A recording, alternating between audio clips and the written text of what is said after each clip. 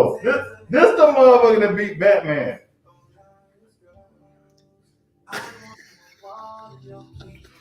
Yeah, this the dude that beat. This the dude they presented and the Batman who outsmarted Batman in a cold weather mask. That's the new Riddler.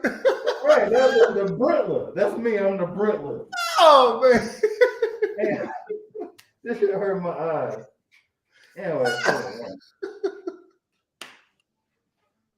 yeah.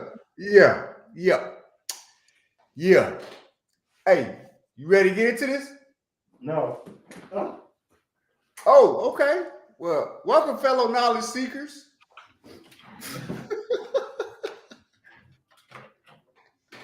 My eyes burning. I started the stream. MYECOMICS is the best, I guess you know why. Welcome back, fellow knowledge seekers. Hold on. Hey Siri, off. Thank you. Welcome back, fellow knowledge seekers. It's my comments busting through your speakers. I'm your host, the immaculate Frankie J. I can do this thing all day. And over here we got Midnight Assassin. I don't know what rhyme with assassin except for bashing the Midnight Assassin. All right, so this is what we do know. We do know that we need to do a show every Wednesday, every Thursday for the next 3 months. We've got to build up our clientele, but we're gonna go ahead and get this thing going. That's right. It's just me and you today, and we are here, and we're back to talk about what's this spot? We're here to talk about What If Season 2. No, hold on, man. I gotta get clean, man. You know, I'm the goat. Yeah. Anyway, yeah, we're here to talk about What If Season 2. We finna run through every episode, and we finna give a little excerpt of like what we felt about each episode, and all the way to the end. So don't get too long-winded. You the most long-winded. I know. Listen. So in 2024, the one thing I said that I wasn't gonna do is I'm not gonna bash or joke or crack jokes on Midnight Assassin because this is a fine human being. Hold the hell on. This is a fine human being over here, and we're gonna keep it classy and professional this whole year. And also, your boy Frankie J, even if Midnight Assassin don't come on, I'm coming on. I'm gonna come on because I believe in this thing. I think these comics need to be out here. I think we need to talk about it. Anyways, did y'all catch? No, go ahead. You got something. All right, without further ado, we go ahead and talk about episode 1. Episode 1 was What If Nebula joined the Nova Corps? How'd you feel about that one? I like What If Nebula joined the Nova Corps because it put her in a lead role that she haven't been in. It also put together a cast of people that we didn't think you would see together, such as Korg. You had Howard the Duck, and then of course some enemies that you didn't see with Rog. Was it Rog? Rog, and he was Creed. I thought the episode overall was a good episode. If I had to rate it from a 1 to a 10, 10 being the best, I would say it was a 7. And I would say it's a 7 because of some other episodes we'll discuss a little bit later. What are your thoughts? No, I enjoyed it, man. Like I was like, whoa, it's kind of starting off like Blade Runner a little bit, but then as it goes into it, like she kind of, it's like, she kind of like she's in her own like role, being like she's Nebula, but she's like detached from the Guardians, detached from Thanos, and like she's in this like whole different life given to her by the Corps. But they come to find out the Corps is like, like the leader is like evil and like, is basically selling the whole planet for sale, like, just giving it to the highest bidder and like betraying everybody on the planet. So then Nebula but really, again, what? But really, is the leader really evil? She just got tired of it. We on lockdown. Anyway, I'm gonna ignore him and just like let them know the leader was evil. The evil leader of the Corps was evil. Was gonna sell out the whole planet to the highest bidder. And Nebula Was it the highest bidder, or was it just it was Ronan? That was it. It wasn't the highest bidder. Anyway, they was coming through the barrier, and Nebula once again took it up on herself to become a hero. She finds herself in the hero role in this realm, in the what if realm, as she protects the planet, protects like Howard the Duck, his business and stuff. He gets involved. But all the inhabitants, like to allow them to have the freedom as opposed to selling it to the highest bidder and have them rule over the planet. So, big ups to Nebula for doing the right thing. All right. So next one will be next one is what if Peter Quill attacked Earth's mightiest heroes? What if Peter Quill attacked Earth's mightiest heroes? All right, so for that one, I'm gonna rate this one early. The reason why I'm gonna rate this one early is because we featured Bill Foster, Goliath in there. Like, I'm about having these black characters brought to real life, like Icon, like Blue Marvel, and we finally got Goliath on screen. And just to do a refresher video, like NTG Nick, he got a point. If there's millions of videos out there on somebody, we not gonna do them. That's just us. But Black Goliath, for him to be brought to the screen with Peter Quill, that was nice. To see Thor get beat down.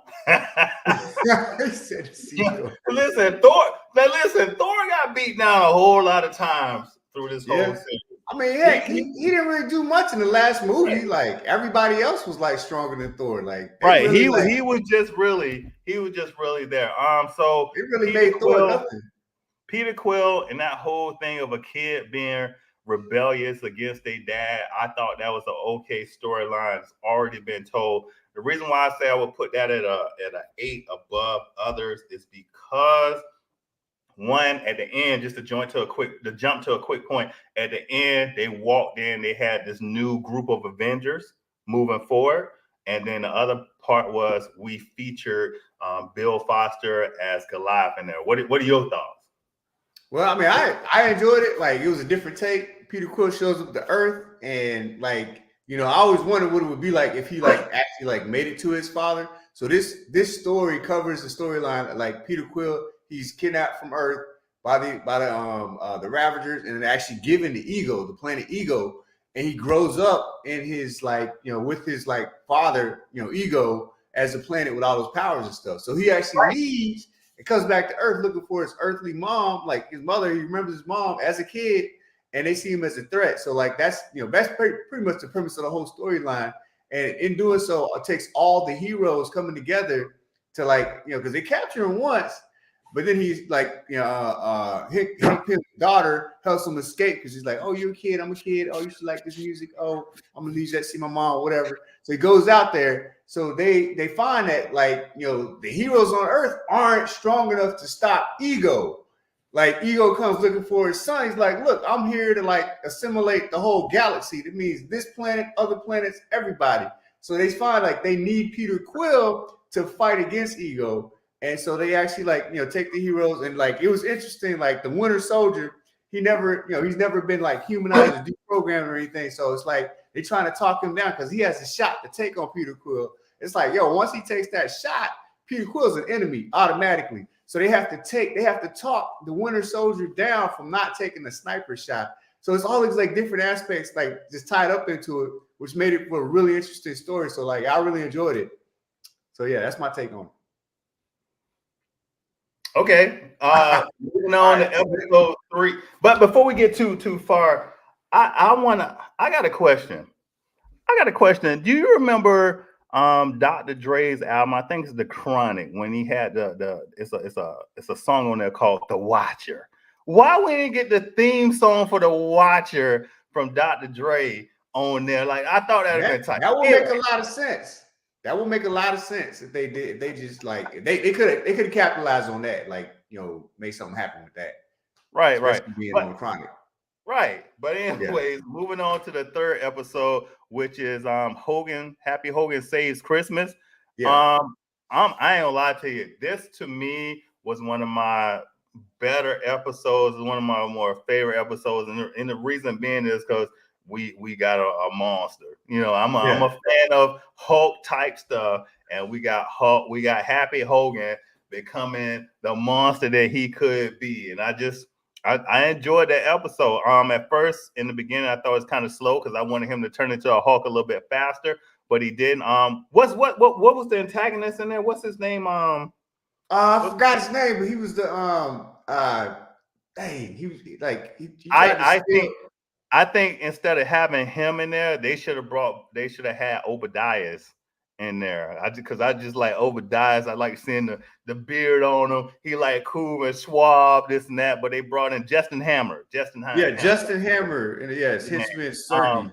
Right. They brought him in because he just had that vibe or whatever. But I would have preferred Obadiah's in there in this universe. Hold on. Let me see. Before I get too far, I just want to make sure I don't forget to talk about Scarlet Witch.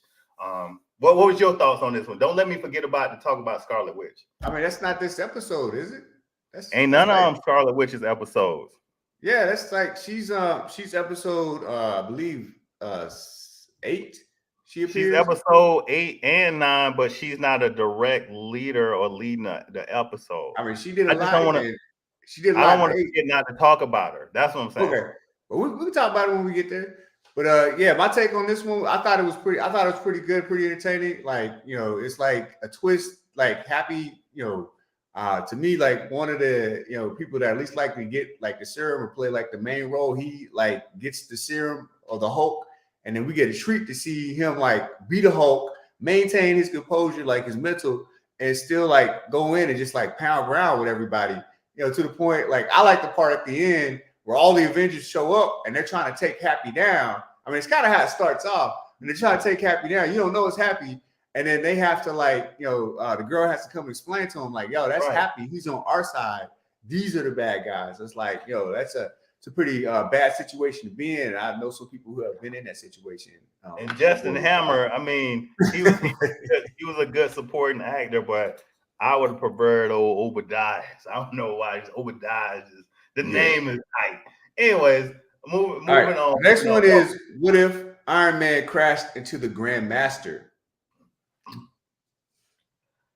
Okay, so for this one, I enjoyed this one. I didn't like the beginning of it. It was kind of slow. I understand we gotta, set up the dialogue with Iron Man being Iron Man, but we know who Iron Man is.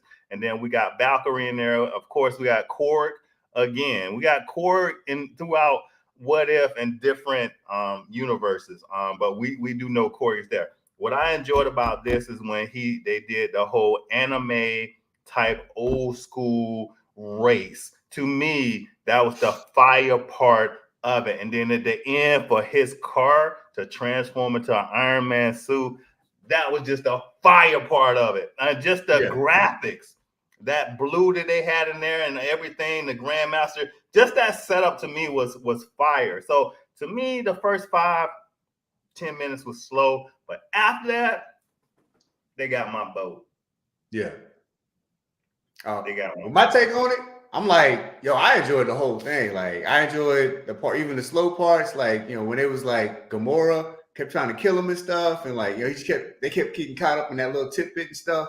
I was just like, man, he's getting away because like, this is Gamora that we've met that hasn't had the chance to like actually like meet Peter Quill and like fall in love and all that stuff. So it's like Gamora, daughter of Thanos, still working for Thanos, and like Peter, not Peter, but Tony is having to like battle her, and he's already defeated her father Thanos. So it's like in her head, he is the main enemy and stuff.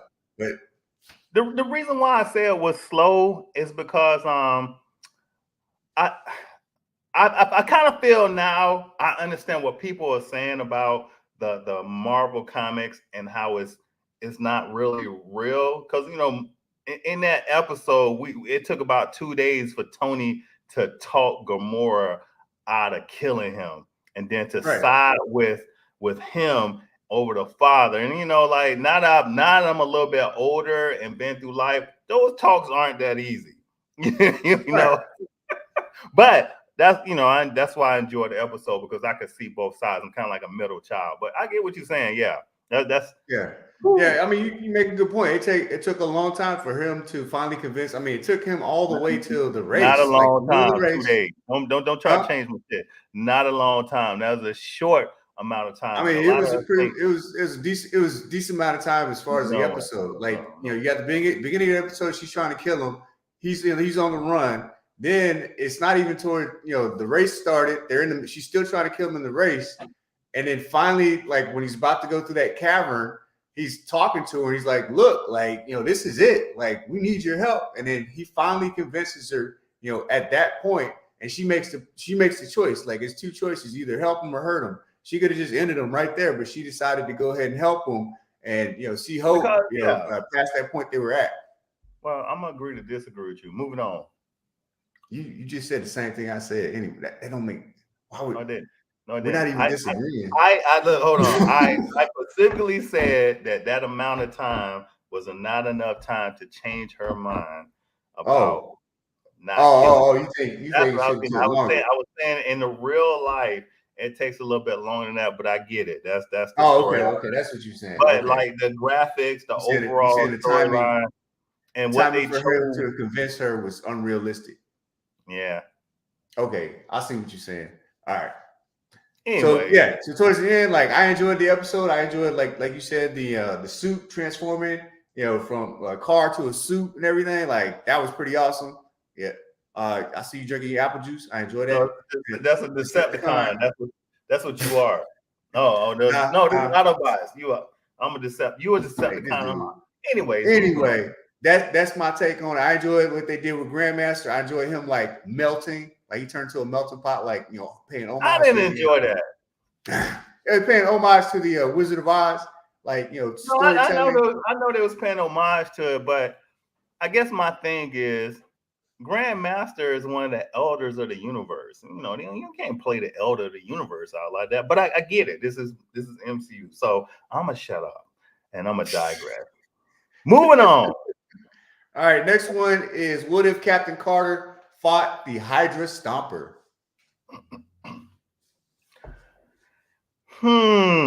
Again, I always like to see Captain Carter in the show. I like to see Black Widow. I like to see some one-on-one fighting with that. But the storyline between her and Steve, I just didn't enjoy. We're gonna save Steve regardless, no matter what. And then we had Winter Soldier as the Secretary of State. That was nice. He's like, we gotta save my friend Steve. And then we brought back the lady that was in Black Widow as the widow. And then Steve and the Hydra Stomper. He was tight, but I would say for me, if I had to rate that episode, I would say that was 7 out of 10. Because 2 7. Sometimes you gotta let love go. You had 2 7s anyway. I'll take 2 7s over 110 any time of the day. 1 9. Anyway, let me stop. All right, so my take on it, you already know I'm super biased. Like, I love some Captain Carter. Like, I think she all the way better than Captain America. I think we need more Captain Carter, especially on the animated side. I like the fact that she was called in. She found Steve. I thought it was gonna turn to like your run of the mill everyday love story, and I mean it did seem like that at first. I like the fact that he was still under like the hypnosis. He tricked everybody. He tricked everybody, and she was just it sucked, but it was like it was a different storyline made for a better storyline. It didn't fall into like what I thought it was gonna be. Like them falling in love and stuff. It was like, he was this gone zombie agent, and she thought that they were in love again, and boom, it just showed that he was still an agent, and they was using it, and he was being used by Black Widow's younger sister, and so and then all of them coming into the mix and fighting and stuff, it just blew up into something so exciting and stuff. And of course, Captain Carter just like kicking butt, taking names. Like, I mean, her punches is way harder than Captain America. No, Her listen. shield and stuff, everything she do is just like over the top, like way better, bro. All her punches and moves are harder Lethal. than lethal. And I had to go look up Captain America, and what I realized was after reading up on Captain America, just Captain America by himself, Captain America and Batman, where people try to put them on the same, Captain America is above Batman. And what I want to say this is because his punching power, him holding a helicopter, him picking up cars, Batman doesn't do all that. And Captain Carter, for what she does, is above Steve Rogers. Like, I mean, we you don't do know get into that. You do know that Batman ain't got no powers, bro. He's just a rich white dude, bro. Like, but people will say that the secret, what's that? The serum, the super soldier serum makes you peak human, and it with makes the you problem stronger than peak human. Well, that's what I'm saying. Well, but I'm just it's like look at old what's his name? The Falcon when he took it. Like, I mean, when he didn't take it. Like, I mean, that dude was struggling. Well, and I'm like, how is he supposed to be Captain America? He ain't taking no steroids. What's wrong? Well, with him? No. I get what you're saying. I'm not trying to argue with you about it. In fact, I'm on your side. What I'm saying is that the argument is that they say Batman is at peak human specimen. He's not at peak human performance. That ain't nowhere near Captain America. Right. Captain America is superhuman strength, super soldier. Right, and they listen and saying, well, let's move on because we could talk about Captain Carter all day long. I love me some Captain Carter. All right, so next one is what if Kahori reshaped the world? Oh my God! So that episode there, because I went back and watched it. That episode there, I'm not going to say because the storyline is something that happens throughout history. It's one of the common storylines that we have. What I'm going to say with her is that you created a hero that some people is thinking is the most powerful hero, and technically they're not. They're just powerful because we have several characters out there that haven't been introduced, and some characters that we haven't truly explored their powers just yet. And so, like, based on scientific stuff, like when you start breaking down Scarlet Witch's powers and you say, okay, this magic and this hex, and she's pulling it from different dimensions. And then you say, oh, she's more powerful than what we let on. Kahori is powerful. I mean, man, episode 9, she was snapping people out these suits with the Infinity Stones. Listen, she's fast. Man, listen, she was going against Supreme Strange. The episode was a great episode, but the character they created, we got to get some more of her. Yeah, I agree, man. Like, just like you said, like my take on it. Like, this is one of my favorites. Like, I mean, this is up there as like one of my top 3 because, like, what gets me is like in the beginning, like she's just in a normal village. The conquistadors come from Spain. And they just start ravaging everything, and you know how like hopeless that storyline is, especially in real everyday life history. And so she ends up going underground, and like one of the Infinity Stones creates this realm where like their ancestors actually go into, and they receive like abilities and powers and stuff. When she goes through that, like she escapes through that, and she wants to get back to help, but she can't. Then she learns that she's able to like hone the abilities from the Infinity Stone more so than all her ancestors can. So she says, like, her ancestors, like the conquistadors, actually like find a way through the portal that she came through, and almost like ransack the new world. And she stops them with her abilities, and she's like, "Look, I need to go back and help. If you guys want to stay here and live in peace, then it is what it is. But like, I need you got to earn this place, and I'm going to go back and like help the rest of the villagers and stuff." So she goes back. And like the conquistadors have already enslaved like the rest of the villagers and stuff, and like killed whoever's left, and they're taking them back to the ships and stuff to like send them back to Spain as cattle, as slavery. And so like she comes like she got her abilities to run fast and stuff, and she starts like stopping the conquistadors and like putting them down. They're shooting their guns at them, the commander orders the ships to fire the cannonballs at her, and so like she's blocking all the cannonballs and all the bullets and stuff, but then it becomes too much, and it actually like goes through and knocks her down. And then like the commander comes up and he's about to put a sword through her and stuff. And I'm like, man, I'm thinking like this is the end. Like I'm like, oh, this is done. All you hear is just like all you see these blue lights all through the woods, bro. Like the rest of the Native Americans, like they all come and gang up on everybody with their abilities and save everybody, bro. I'm telling you, man, that moment brought a tear to my eyes, like for real, bro. I'm like thinking like this was the end. I'm thinking like, all right, like yada yada yada. This go, she got saved by the rest of the people. They liberated people. Then they go to Spain, and the queen's talking mess, and they just take the queen out of her throne and stuff, crush the throne, and just like, look, like y'all can be peaceful, or we can show y'all what's up. And like, I was just like, yo, this is one of the best episodes I ever seen. So that's how I feel about that one. But yeah, go. You gonna say something? No. I was counting you down because you got long-winded. Oh man, that episode. That's like my top. That's like one of my top ones, bro. The next one is episode 7 when Hela found the 10 rings. For me, I'm gonna say this is up there too. From the name of it, like I seen the name, I was like, oh, they're gonna give Hela the 10 rings, this and that, and come to find out she didn't get them. She had to be worthy. And so even with that, I like the concept what they did with her. Why didn't Odin do the same thing to her that he did with Thor?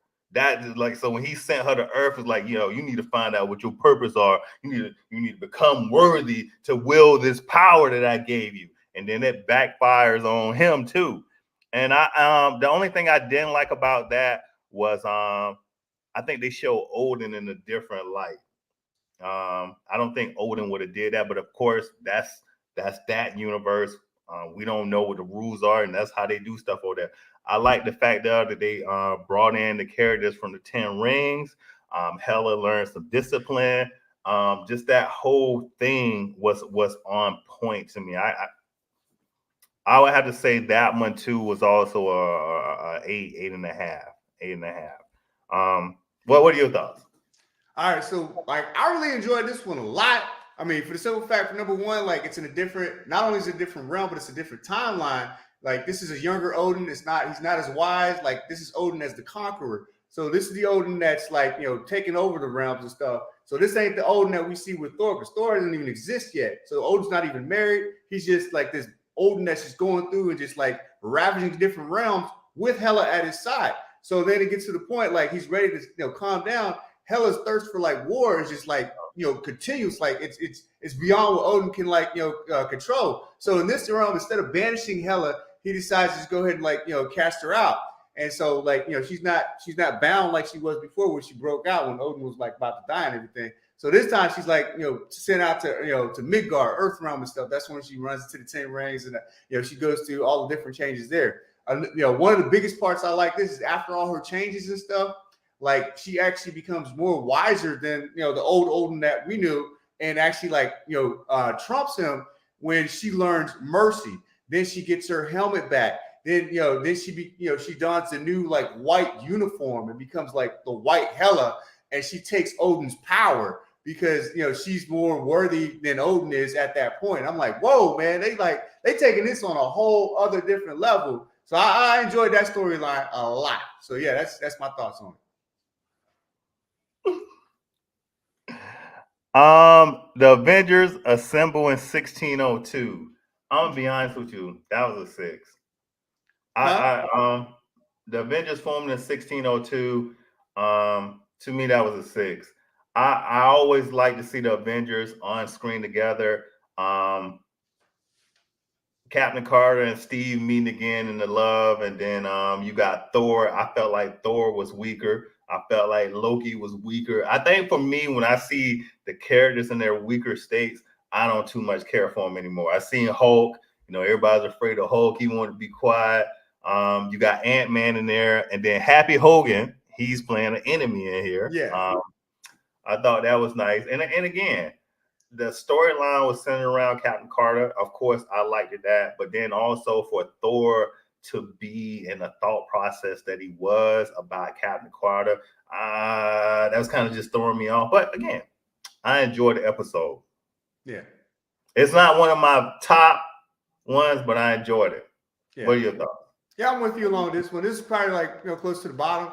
I enjoyed like I said, I enjoyed a good Captain Carter story. Like she's going in, she's doing, but it was kind of slow. Like and like it kind of took me out of like I guess in the mode because like seeing the characters in like a dumber state. Like Thor for one, like he was king, but he was like the dumbest person ever. Like like you got everybody else was just lying to him. Like Nick Fury was there, he was lying to him. Scarlet Witch was there, she was lying to him. Like everybody's lying to him to try and help save the realm. But Thor was the king and he was dumb, so like he would do stuff that was just like hurting the realm. And like it really like it's one of those stories that's like you're trying to get into it, but like dumb stuff like that keeps happening. And it Captain Carter saves the day and everything with Cohorty and stuff, and Scarlet Witch, use her powers to like slow things down. Thank you. But, what? See, this gonna go over. This gonna go over our 30 minutes. We got a few minutes.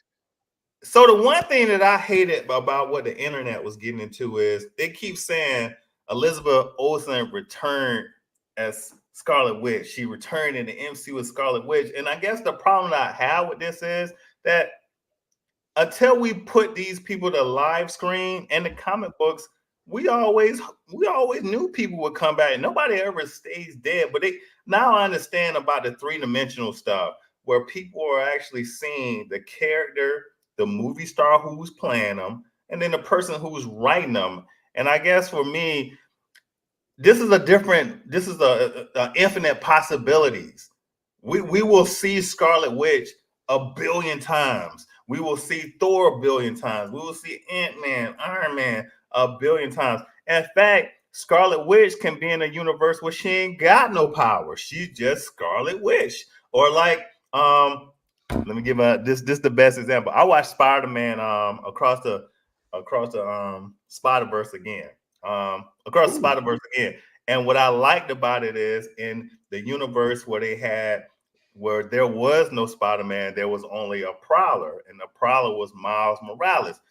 That's and nobody's questioning like, oh, we're seeing Miles Morales again, and such voiced him. But you see all over the internet, Elizabeth Olsen came back. We're seeing Scarlet Witch again. She's not dead. In the multiverse, ain't nobody dead. True. Anyways, go ahead. Sorry. Weezy out of here. Weezy out. Lot of money, I can have a cash. Boy, flew back across the water with a passport. Lamborghini yours is a fast boy. I'm around the world securing me a bad boy. Call the bro neighbor like an next door. Rolls Royce cat carpet in the floor, boy. Yeah, hope everybody had a Merry Christmas. All right, the last one is Doctor Strange intervenes, and it's just continuation into this one. Like he's like I need to carry everybody back home, and he tricks everybody. He's really trying to like save his world. And like he's really the bad guy. This was like at the bottom for me.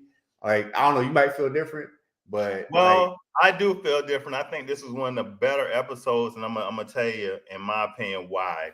It showcased Cohorty's abilities and where she matured. Like we didn't get to see the part where she matured. Like a lot of people say, well, we need to get that to see where she matured at. So when we seen her, we don't know if it was 100 years later. We don't know how much later it was, but her powers were all changed. She was snapping mugs out. The only part I didn't like about this is where they didn't have consistencies with her powers is when they fought against the zombies and she came back and she was actually throwing fists with the zombies. To me, what you did to Killmonger, what you did to Thanos, you should have did to the zombies, like snap the mugs out of existence. I want to clear up something, and I hope people out there, in the beginning of the episode, I don't know if y'all remember, but remember Strange hit Captain Carter with a spell. That was a power-up spell so she can fight against Cohorty. So when she came back with Cohorty, we never seen Strange take that power-up spell off her. That's the same power-up spell that he used when they fought against Killmonger when he had the stones. Or Infinity Ultron. So that's what I want to say with that one. So when people say, well, how is she putting hands on Strange and this and that?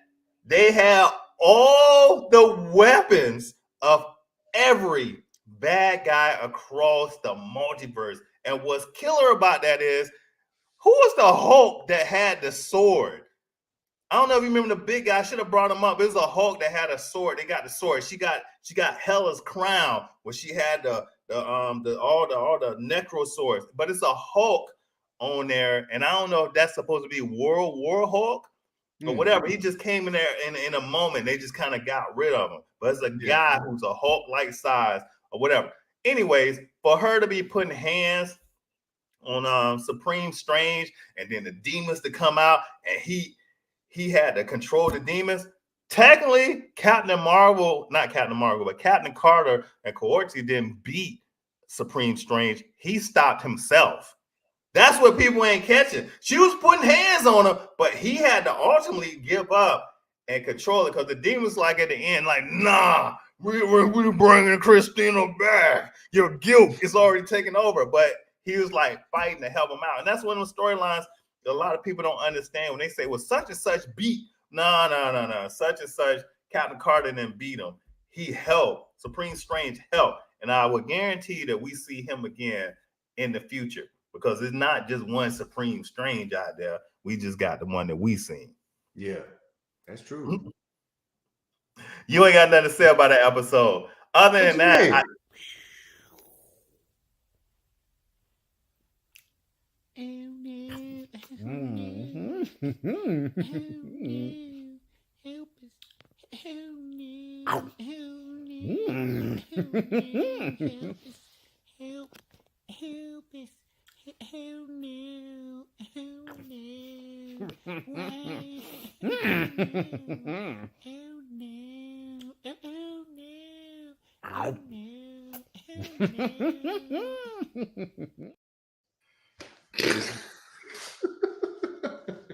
anyways, I mean, other than that, with that commercial you just showed, next time get some buns and some ketchup and some kind of aioli sauce. What's it called? Aioli sauce. Yeah. So Anyway, it's a great episode. And I want to thank everybody for participating. I'm pulling up on you. Put some respect on my name. You already know what it is.